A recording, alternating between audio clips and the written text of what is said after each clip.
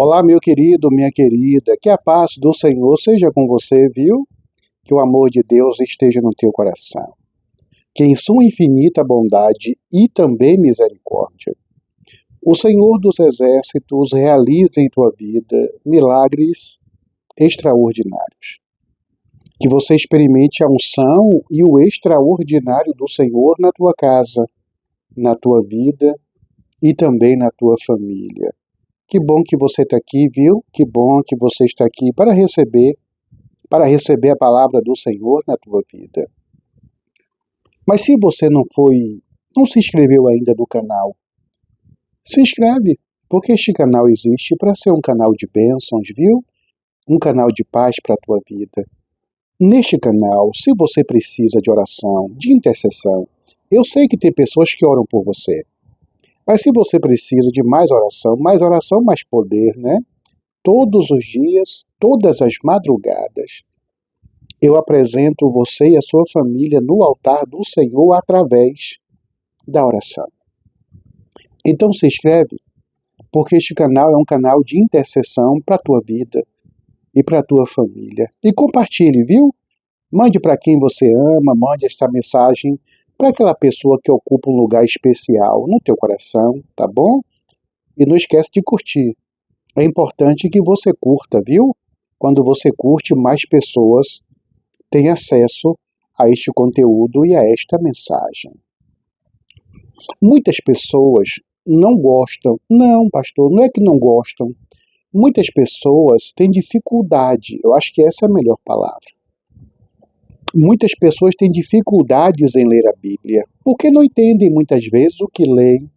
Elas ficam ali meio que perdidas em algumas situações, em algumas histórias, em algumas genealogias. Se tem uma coisa que a pessoa que está começando a Bíblia detesta, e até aqueles que leem há mais tempo, é a tal da genealogia. A genealogia é algo que nos cansa, que nos fadiga. Na verdade, amados, a genealogia não está na Bíblia por acaso.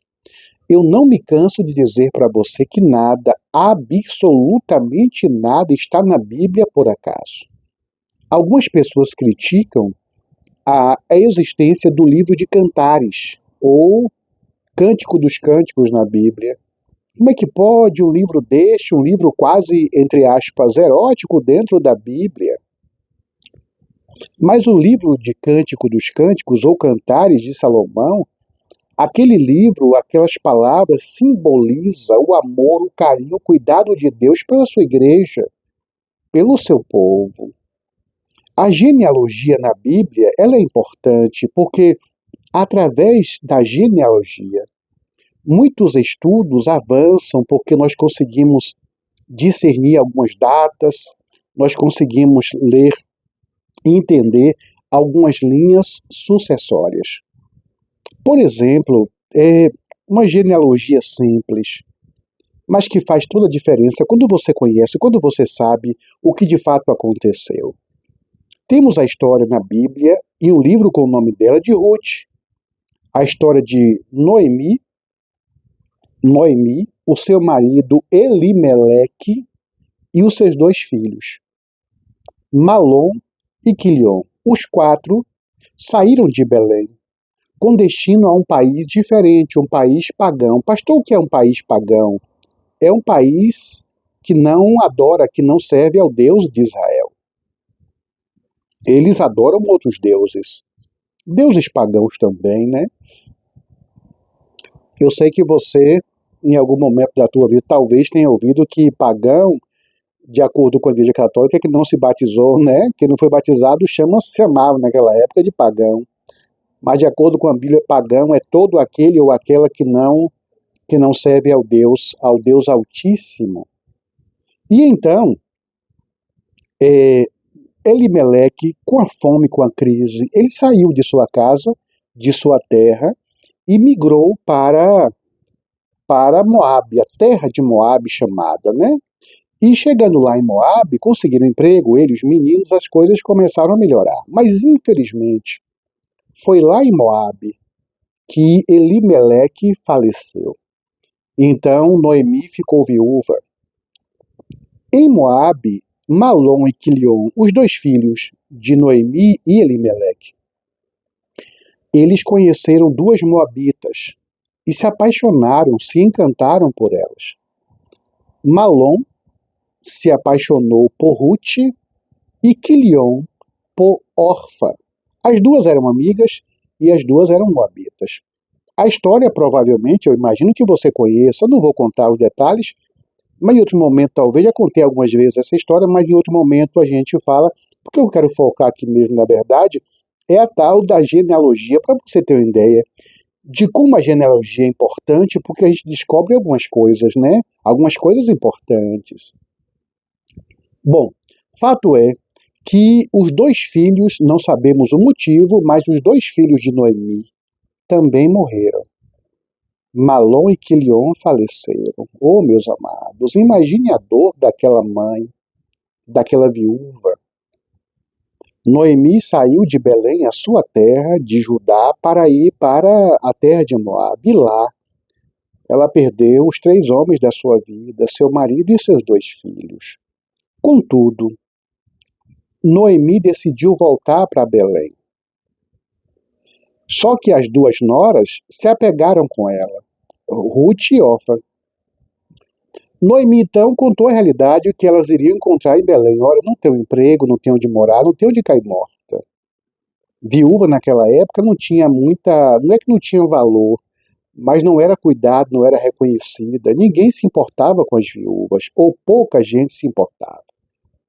E então Noemi disse, eu vou, mas nós vamos enfrentar lutas lá em Belém. Vocês estão dispostas mesmo? Ruth, então, se apegou e disse, eu vou com a senhora. Orfa disse, ó, estou indo embora. Orfa voltou para casa. Só que voltar para a casa dos pais, naquele contexto, aquele contexto pagão, voltar para a casa dos pais quer dizer que elas voltariam também para adorar, para fazer, para praticar a religião que praticavam antes. Não tinha igreja lá, não tinha quem adorasse a Deus. Orfa então voltou. Quando Ruth percebeu que voltando para a casa dos pais, voltando para sua terra, não é para o seu lugar, ela não conseguiria ficar firme nos pés do Senhor, Ruth decidiu ser fiel a Deus e a sua sogra Noemi e decidiu de pronto voltar com Noemi para Belém. Voltar não, ir para Belém, não conhecia Belém. O Ruth não sabia o que aconteceria, o que encontraria, e sem contar que Ruth seria vítima de preconceito por ser uma moabita, por, entre aspas, não fazer parte do povo de Deus. Chegando lá em Belém, Ruth começou a buscar trabalho, buscar emprego, não conseguiu. E então Ruth teve uma ideia para sustentar a si mesma e a sua sogra. Ruth decidiu catar as espigas. A gente ouve a expressão espiga, acho que é espiga de milho, né? Mas não era de milho não. Era espiga de trigo ou de soja, né? Ou de cevada. A cevada também dá em espiga, chamam-se de espigas. E aí os lavradores, os homens que colhiam essas espigas, estes frutos de cevada, de trigo, de soja, ia caindo algumas. Eles iam pegando e algumas ia caindo no meio do caminho, né? Ruth observou aquilo. Ruth então foi o gerente da fazenda e pediu e falou com ele, olha, deixa eu pegar só o que cai, eu percebi que muita coisa se perde no meio do caminho. Deixa eu só ir atrás pegando essas migalhas que caem. Deixa eu só ir catando aí esse restinho que vai caindo, para que eu e minha sogra nos sustentemos. O gerente permitiu.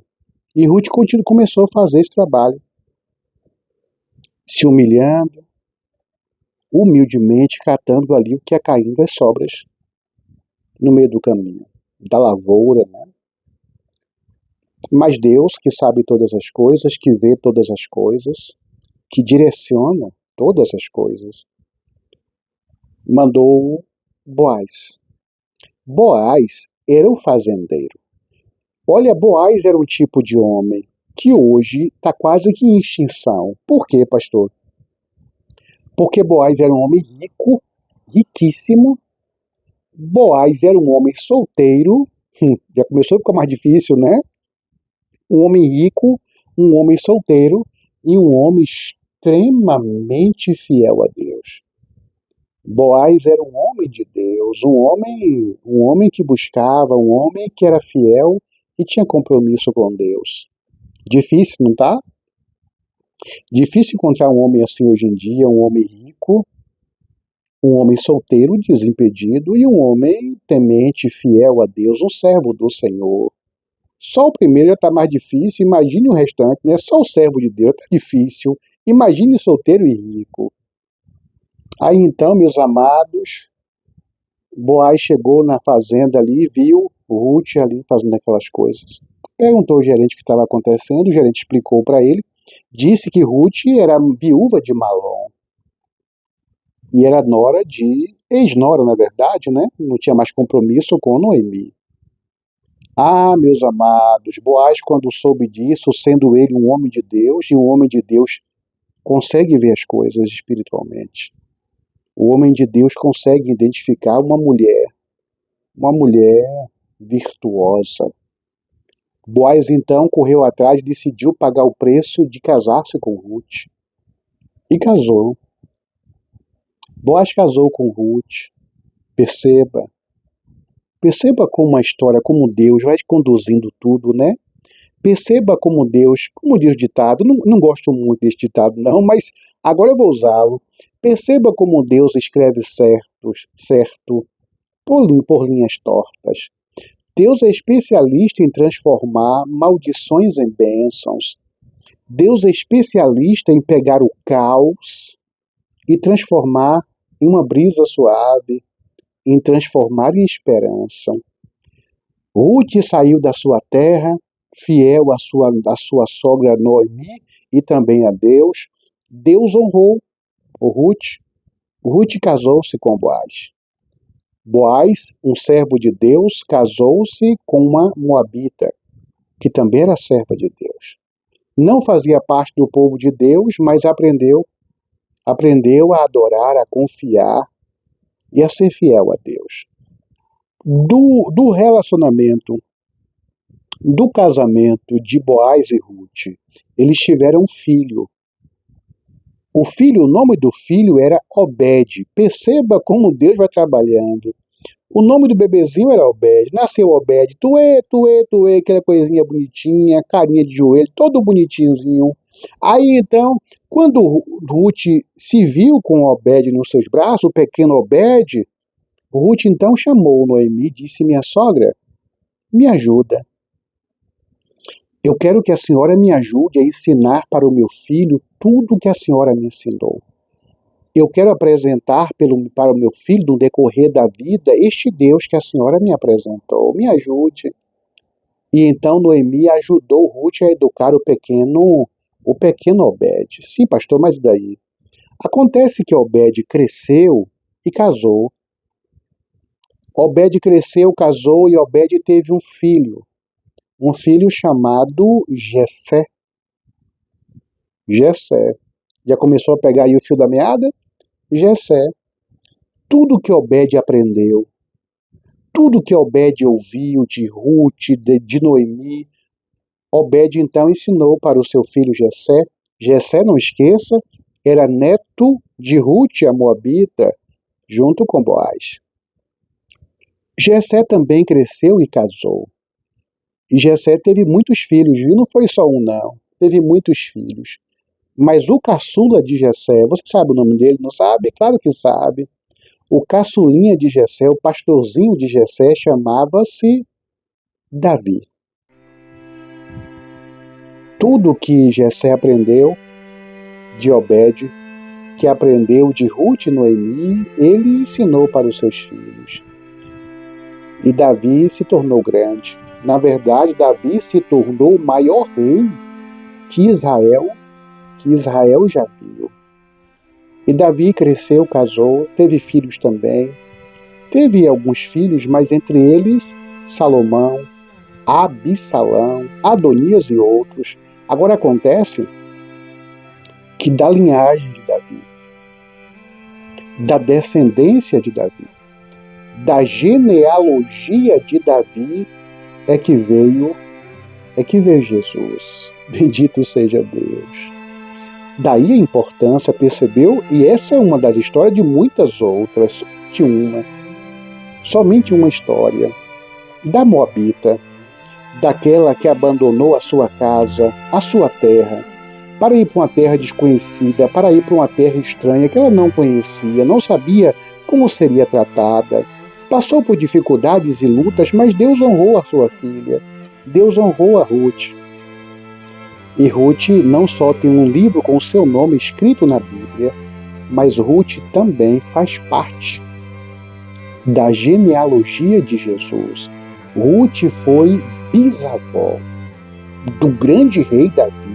Percebam a honra que Deus concedeu a esta mulher.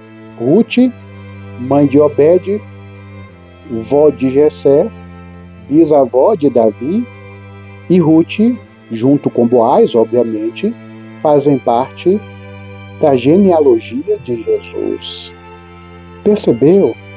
Percebeu que nada na Bíblia é por acaso? Nada está ali por coincidência ou por obra do acaso? Não. Tudo tem um propósito. E nesta história específica, Deus quer dizer para mim e para você que não importa qual seja a nossa origem, não importa qual seja a nossa condição social, não importa qual seja o nosso status, se nós confiarmos, se nós formos fiéis a Deus, Ele vai nos honrar e vai fazer grandes coisas em nós, por nós e através de nós. Você sabia disso? Você sabia dessa genealogia? Você conhecia essa parte da Bíblia? Escreve aqui, eu conhecia, pastor. Eu não conhecia não, pastor. Recebe esta promessa, essa unção, a palavra de Deus no teu coração. Oh, Deus amado e querido, que coisa linda, meu Deus. Que coisa linda que quando o Senhor trouxe Ruth de Moabe, o Senhor já sabia, o Senhor já via a importância que esta Moabita teria para o povo de Deus. Sabiamente, meu Deus, o Senhor foi conduzindo a história e as coisas para honrar a tua filha. Nos honra, Senhor. Nos ajuda, Pai, a sermos fiéis a Ti. Nos ajuda, Senhor, a termos compromisso contigo, para que o Senhor realize, meu Pai, grandes coisas em nossa vida, para que o Senhor recompense a nossa fé, a nossa confiança e o nosso compromisso contigo. Abençoa, Pai. Abençoa este filho teu e esta filha tua. Honra este filho teu e esta filha tua, Pai. E manifesta o teu poder e a tua glória na vida deles. Em nome de Jesus. Amém. Bendito seja Deus. Louvado seja o nome do Senhor. Que Ele te abençoe e te guarde. Que o Senhor resplandeça o seu rosto sobre ti e tenha misericórdia de ti. Que sobre você, sobre a tua casa, sobre a tua vida, sobre a tua família, o Senhor dos Exércitos levante a sua santa e poderosa face e te dê a paz, em nome do Senhor Jesus. Amém. Que Deus te abençoe, viu? Que a palavra do Senhor esteja no teu coração. E que mesmo que na leitura você ache desinteressante, você não acha empolgante a leitura, mas acredite, tudo que está ali na palavra, tudo que está aqui na palavra de Deus é para nos motivar, é para nos animar, é para nos abençoar. Em nome de Jesus.